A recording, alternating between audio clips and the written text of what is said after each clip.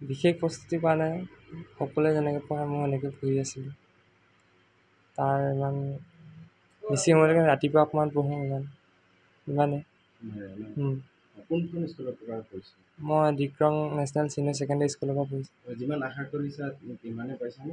ইমান নাই পোৱা বাৰু, আশা ইয়াতকৈ বেছি আছিল, যদিও বহুত কম পোৱা নিচিনা লাগিছে। আগলৈ কি হোৱাৰ সপোন দেখিছা? মই আগলৈ ছায়েন্স ষ্ট্ৰীম ল'ম বুলি ভাবিছোঁ। তাৰপিছত এণ্ট্ৰেঞ্চ কিছুমান দিম, নীট, JEE এনেকুৱা। তাত তোমাৰ সফলতাৰ আঁৰত কোন আছে? মা দেউতা আৰু শিক্ষাগুৰুসকল মোৰ আঁৰত থকা হেৰি। তুমি এনে কিমান ঘণ্টা পঢ়িছিলা? তুমি 5টা বিষয়ত লেটাৰ লৈ ষ্টাৰ মাৰ্কছ উত্তীৰ্ণ হৈছা। তোমাৰ লিখা পঢ়াৰ সময়সূচী কেনেকুৱা আছিলে? মই ৰাতি 7টা বজাৰ পৰা 10টা বজালৈকে, আৰু ৰাতিপুৱা অলপ পঢ়োঁ, বেছি মই ইমান নপঢ়োঁ। এতিয়াৰ পৰাতো মেট্ৰিক পৰীক্ষা আৰু নহয়, তুমি নৱপ্ৰজন্মক কি ক'ব বিচাৰা? তোমাৰ সফলতাৰ উদ্দেশ্য কৰি নৱপ্ৰজন্মক কি ক'ব বিচাৰা? তুমি কেনেদৰে কৰিব লাগে? পৰীক্ষা নহ'লেও নিজৰ চেষ্টা কৰি যাব লাগে, যি পৰীক্ষা সদায় পৰীক্ষাই, আৰু বিশেষ নাই সিমান।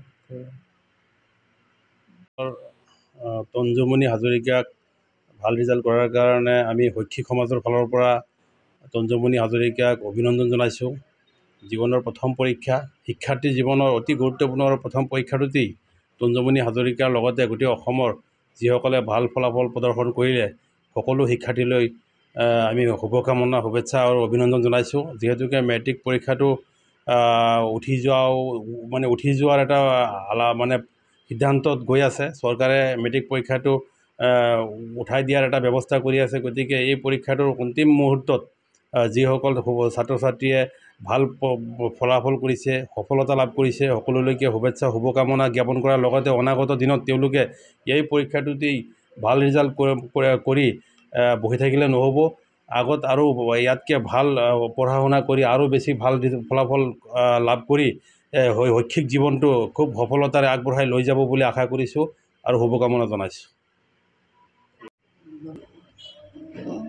প্ৰত্যেকজন মাক দেউতাকে সন্তানৰ ভাল হোৱাটো বিচাৰে, আমিও সেইমতে বিচাৰিছিলোঁ।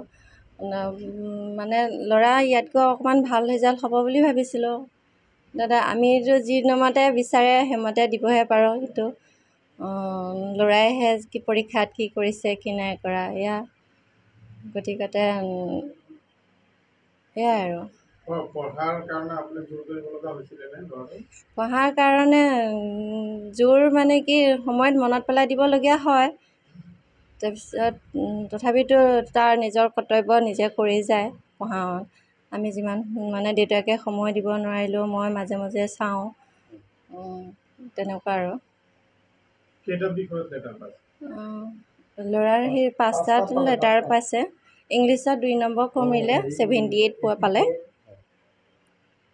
টোটেল পাৰ্চেণ্টেজ কিমান হ'ল? 84 পইণ্ট।